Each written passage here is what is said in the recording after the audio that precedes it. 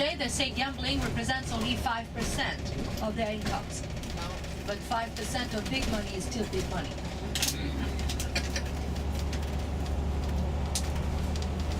Are we going to go by the Grand Casino on the drive?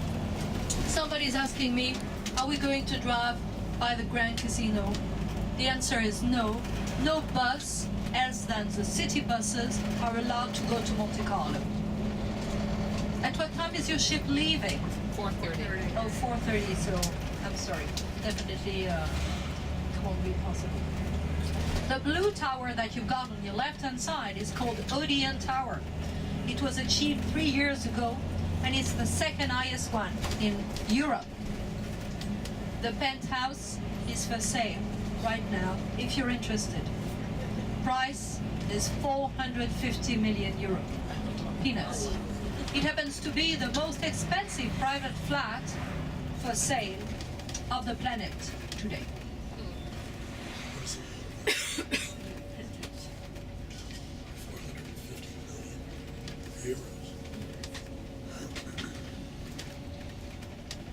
don't think Trump can afford that.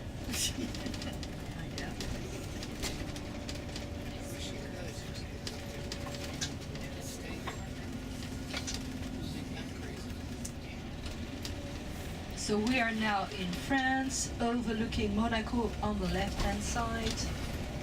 Odeon Tower in front of us. So Grimaldi family, originally they were not princes. Grimaldi family originally were pirates in Genoa, the big port of northern Italy. Then they became merchants in Genoa. Then they became mayors of Genoa. They were politicians. And then took place in Italy the war between the partisans of the Pope, called the Guelphs, and the partisans of the Emperor, called the Ghibellines. They were Guelph. They supported the Pope, and their city was taken by the Ghibellines, so they had to escape. But being mayors, they could escape with very heavy pockets. And on arrival in our region, they could buy plenty of territories. Monaco, Cagnes, Grimaud, Antibes. And today we've got plenty of Grimaldi castles everywhere. The only castle that still belongs to them is in Monaco, because Monaco is an independent state, while all the others were confiscated during the French Revolution, because they are located in France, and they were given to the cities where they are located. So we have plenty of Grimaldi castles everywhere, but none of them still belong to Grimaldi family, except the one in Monaco, the independent state of Monaco. Left-hand side, you can see the old city on top of the rock.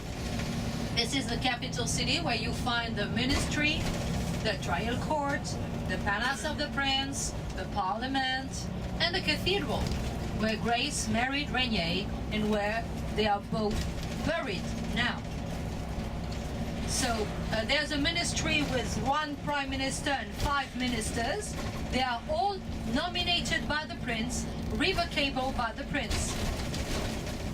We have a trial court with a judge who is nominated by the prince and who behaves on behalf of the prince. We've got a parliament with elected councillors. We call them the general councillors. They discuss the laws every week, but last and final decision for every law is the decision of the prince.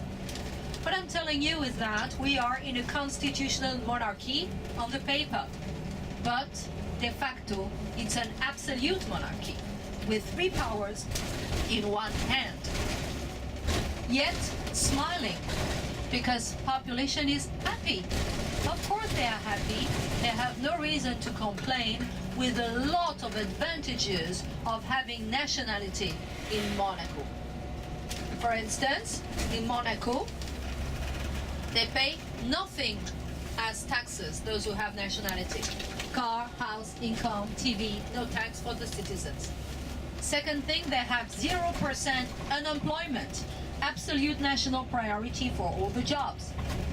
The jail is a place where I would go for my holidays. Sea view, huge room, air conditioning, sports center, video, television, telephone. Only thing they don't have is internet and the keys. But there's no reason to be naughty here. That's why you have only like 40 people in jail. 40 bankers, more or less. Here it's a better. So then social security is very good. Go to pharmacy, doctor, hospital, they pay nothing. They have a child, they get almost 400 euro per month per child until the child has the majority. And then you retire at the age of 65 if you want, because nobody fires you. And then you get 85% of your former salary. Now, if you want to know how to have nationality, so it's easy for the girls. You marry a male citizen and you have a child with him, because mom gives nationality to the children. So you marry a male citizen, you have a child with him, and after the third year of your child, mom and child are granted nationality. But what happened in the 1990s and in the 2000s? A lot of very young and pretty girls came from Eastern European countries, Russia, Ukraine. They fell deeply in love with men having nationality. The girls in their 20s, in their 30s, the men in their 50s, in their 60s. They fell deeply in love. They married the man. They had a child with the man. 3 years later, they were granted nationality. And then next morning, nobody ever understood what happened. They stopped loving the husband, prayed for divorce, escaped with half of the money. So the boys here were not very happy, and they went to the prince and asked him whether he could do something. And Prince Albert is a clever boy, and he found a solution just by changing slightly the constitution. He asked permission to French President Sarkozy.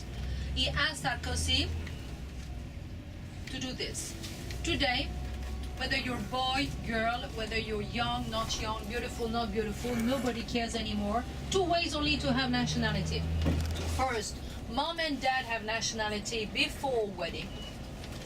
Or second, we have to make an application that goes straight to Prince Albert, and we show Prince Albert that it's good for him to have us as citizens. So good luck. They don't really need us, as you understand. So we are still in France, in a place called the Middle Corniche, between Monaco and Nice. Comme il n'y a personne sur la route, il faudra vraiment qu'on fasse un vrai panoramique. Parce que sinon, ils ne marchent pas bien, je ne peux pas leur laisser une tonne de temps.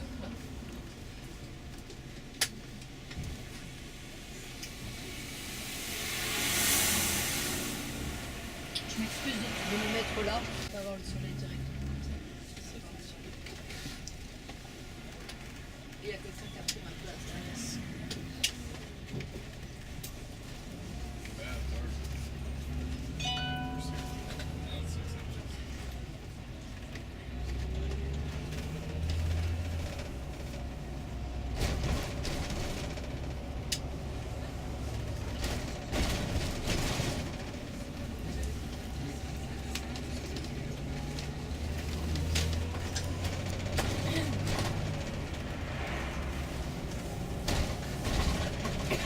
So you see this place where we are now is called the Middle Corniche.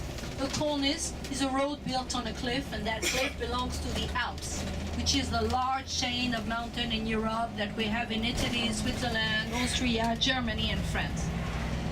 The Middle Corniche is middle of the cliff. And when you look at the mountain on the right hand side, you will see later perhaps, you see that it's limestone. Here it's limestone, and that's why all our villages are made of limestone. The old villages, we've got the city of Ez, E-Z-E. You would perhaps pronounce easy. And we are going to pass by Ez, which is a charming perched village.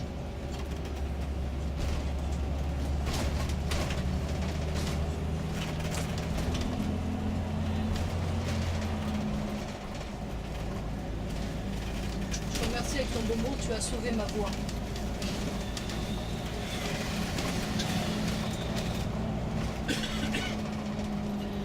So you see the upper cornice where some cars are driving. is where the accident of Princess Grace took place. In September 1982, she was coming back from La Turbie, where Grimaldi family had the second home. She was only 52 years old when Grace, driving her car, missed the curve and died. And the population was very sad because she was very much beloved by everyone here. On the left-hand side, a bay and a peninsula. The bay is called Bay of the Ants, because if you stay on top of the cliff and look down with binoculars into the sea, you will see all the pebbles brought by the rivers which go underground and bring pebble stones from the mountain to the sea. And these pebbles, when you look at them by far, look like little ants, which gave the name Bay of the Ants. And the peninsula is called Cap Ferrat, Cape of the Billionaires, where a lot of celebrities had a second home, like Charlie Chaplin, Estee Lauder, Beatrice of Rothschild, David Niven, Charlie Chaplin, and so on. Behind another bay that we're going to see later, Bay of the Angels, and at the background some mountains which are overlooking Cannes, which are not the Alps anymore, but volcanic mountains. So in the past here we had a lot of terraces with a lot of agriculture, but little by little, as from the end of the Second World War, the price of real estate went up and up, and a lot of agriculturists, when retiring, sold their piece of land to real estate companies. So it was not very good bargain for the companies because this is still a green area. So in many places you still cannot build 30 years after the transaction has taken place. You can still not build here, but it enables you to have lots of green.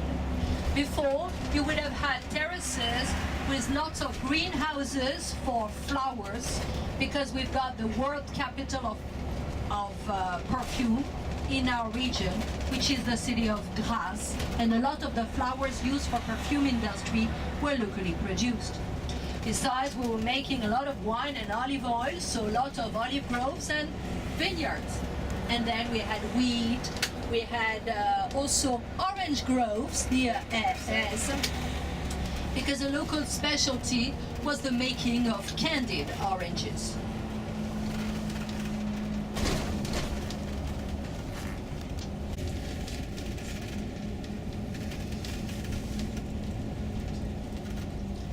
So in the past you would have had no houses by the sea. It would have been too dangerous because of the pirates.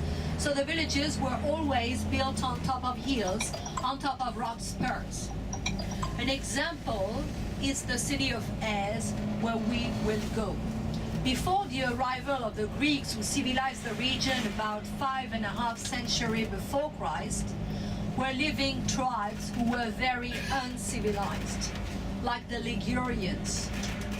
Their houses were made of soil, earth, and they needed to be on top of rock spurs in order to see the enemies coming by far and protect themselves by throwing stones or boiling liquids. All the waves of invaders who came afterwards took the spots strategically well located to create new villages.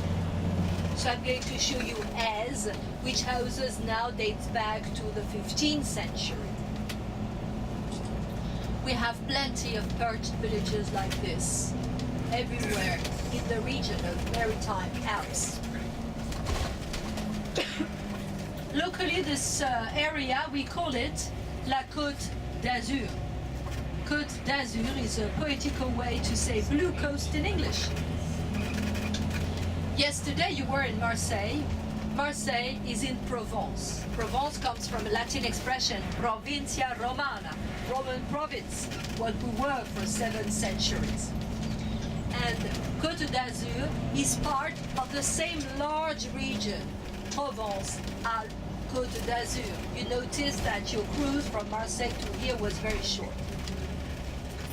So Provence is more traditional, more agricultural, very authentic, and Côte d'Azur more glamorous, more elegant, more touristical, perhaps richer, more expensive. In In this big region called Provence-Alpes-Côte d'Azur, we've got 2 of the 5 largest cities in France, and you will have visited those 2 cities. Marseille, where you were yesterday, capital city of Provence, 2nd city after Paris, and Nice, where we go now, 5th largest town in France, which is capital city of Côte d'Azur. Ez will be in front of you in a second.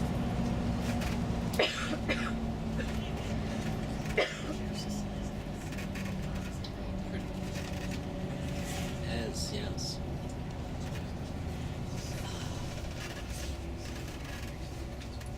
Ez. 40 inhabitants, but almost 1 million visitors every year. It's a snail-shaped village, as if there was just one road from the wide bases to the narrow top.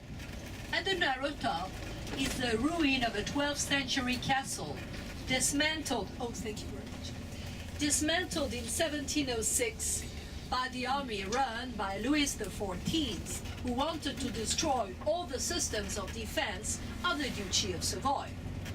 You see, there are walls under the yellow church, but elsewhere, no wall. We call that kind of village self-fortified, because the houses being built on the edge of the cliff, the back facade, which were strong enough to protect against the invaders, so you needed no walls, except that small portion which is now facing you. The church is recent. It was achieved in 1746, which means yesterday morning compared to the history. But the rest of the houses are from the 1400s. Today you see that village is totally grey. In the past it would have been different. It would have been full of colors, because limestone is porous, so we should put a coating to protect from damp, and then the coating, the protection was like ochre, you know. Ochre is a tinted earth which color is given by metal oxide, and we've got 40 colors between pale yellow and dark red. No, no, no, no, no, no, no, no. ci dobbiamo fermare. No, no, no, no. Ah, ok. No, no, no. Perfetto. So this village of Ez has now the grey walls, because since beginning 20th century people think it looks more authentic to have the appearance stone, but it's a nonsense, because when we have our heavy rains in spring or fall, we've got infiltration, and first it does not smell good in your house, and second that weakens your wall. Again, the village on your left hand side, it's called Ez because among our numerous invaders we had the Phoenicians erected there a temple devoted to Isis, you know, the Egyptian goddess Isis. Yes. So that gave the current name Ez, the village of Isis. That village has 2 relais et chateaux. For 40 inhabitants, we've got 2 5-star hotels. One is called La Chèvre d'Or, the Golden Goat, which restaurant has 3 stars in Michelin Guide. That means the finest cooking in the finest hotel in France. And then we've got Chateau Eza, which was the property of the Prince of Sweden, William, and which is now also a 5-star hotel with a very nice restaurant. But we've got to save money well in advance if we want to spend vacation there. One night is like 2,000 euro, and one meal in the evening is 500 euro per person. It's nuts.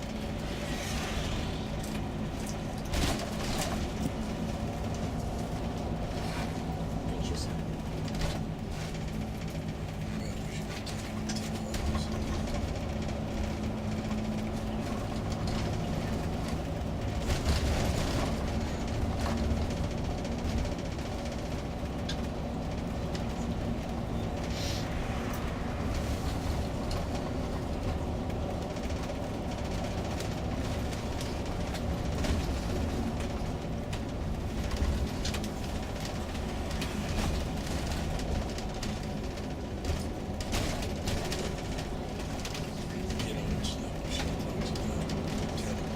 In a second, we're going to see an example of what we call a folie.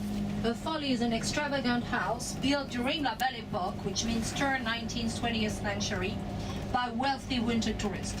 It can be an Indian-style palazzo, Venetian-style palazzino, Victorian-style mansion, or, like on your left-hand side, a Gothic-style castle. Anything to show off, to show that you're richer, more a connoisseur than your neighbor, that you want something really different, extravagant and stuff. This one was built by an American gentleman, beginning 20th century. This guy died without heir, and he gave his castle to his butler before dying. And the butler was a smart guy, turned it into a hotel. It's facing you now, and it's called Madrid Hotel. Nice place to stay, because of course the views are fabulous from there. Who was the American view? I don't remember the name of the guy, sorry for that. On the left-hand side, between the two properties, you can see a Roman ruin, which was a theater. The Romans were here until fall of Roman Empire for 7 centuries.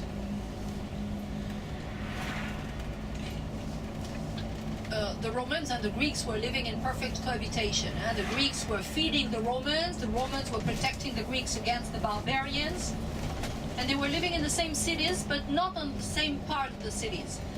The Greeks needed to be by the port because they were navigators, and the Romans needed to be more in the hinterlands near the roads because they were soldiers.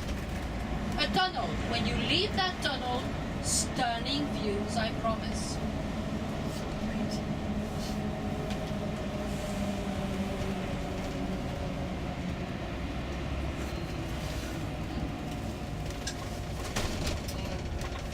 So, Cape of the Billionaires.